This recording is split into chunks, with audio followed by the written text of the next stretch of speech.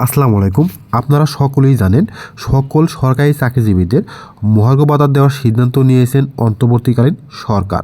কবে থেকে এই মহার্ঘ ভাতা কার্যকর করা হবে, কত শতাংশ হারে মহার্ঘ ভাতা দেওয়া হবে, এই বিষয়টি কিন্তু কোনো স্পষ্ট না।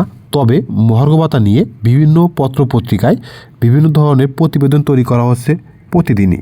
দৈনিক শিক্ষাবার্তা.com বলছেন সরকারি কর্মকর্তা কর্মচারীরা কত শতাংশ মহার্ঘ ভাতা পাবেন। দৈনিক প্রথম আলোতে বলা হচ্ছে 2 ধাপে সরকারি কর্মকর্তা কর্মচারীদের মহার্ঘ ভাতা দেওয়ার পরিকল্পনা। দৈনিক শিক্ষাতে বলা হচ্ছে মহার্ঘ ভাতা একটু বেশি পেতে পারেন কর্মচারীরা, 2 ধাপে দেওয়ার পরিকল্পনা। বাংলাদেশ সার্ভিস রুলস বলছেন সরকারি দ্রব্যমূল্য সমন্বয় ভাতা 2024 মহার্ঘ ভাতা শতকরা নাকি সবার ক্ষেত্রেই।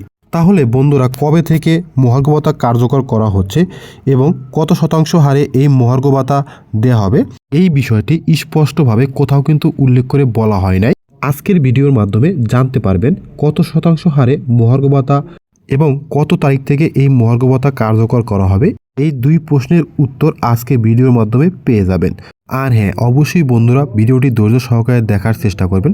তাহলে চলুন মূল ভিডিও শুরু করা যাক। পূর্বে পে স্কেল কি শতকরা হারে ছিল? হ্যাঁ, জাতীয় বেতন স্কেলের আওতাভুক্ত সরকারি, আধা সরকারি, স্বায়ত্তশাসিত সংস্থাসহ রাষ্ট্রায়ত্ত ব্যাংক ও অর্থলগ্নি প্রতিষ্ঠানসমূহের সকল কর্মকর্তা কর্মচারী এবং সামরিক বাহিনীর সকল সদস্যকে অন্তর্বর্তীকালীন ব্যবস্থা হিসেবে তাদের মূল বেতনের 20% হারে মাসিক সর্বনিম্ন 1500 টাকা এবং সর্বোচ্চ 6000 টাকা মহার্ঘ ভাতা প্রদানের সিদ্ধান্ত গ্রহণ করেছিল। এখানে শতকরা হার বা পার্সেন্টেজ আকারেই ছিল। যতক্ষণ পর্যন্ত না মূল বেতনের বৈষম্য দূর হয় ততক্ষণ পর্যন্ত সরকার যে সুবিধা প্রদান করুক না কেন তাতে বৈষম্য থেকেই যাবে। প্রিয় ভিউয়ার্স, আজকের ভিডিওটি পূর্বের অভিজ্ঞতার আলোকে তৈরি করা হয়েছে। দেখতে পাচ্ছেন সম্ভাব্য মহার্ঘ ভাতার হার কত হতে পারে। পূর্বের অভিজ্ঞতা বলে 20 থেকে 30% হতে পারে। কর্মচারীরা অবহেলিত থাকবে, কর্মকর্তারা এই প্রাধান্য পাবে। লাভবান হবে কর্মকর্তা বেতন বৈষম্য দূর না হলে।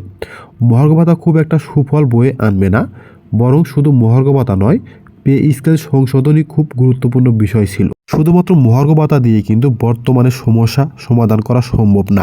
তবে চলতি অর্থ বছরে কোনোভাবেই কিন্তু পে স্কেল প্রদান করা হবে না।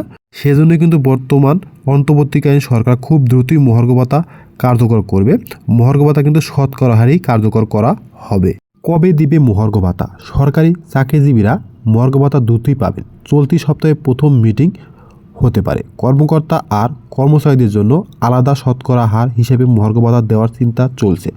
বৈষম্য নিরসনের জন্য কর্মচারীদের শতকরা হার বেশি হবে, সর্বোচ্চ আর সর্বনিম্ন অ্যামাউন্ট ফিক্সড করে দেওয়া হবে।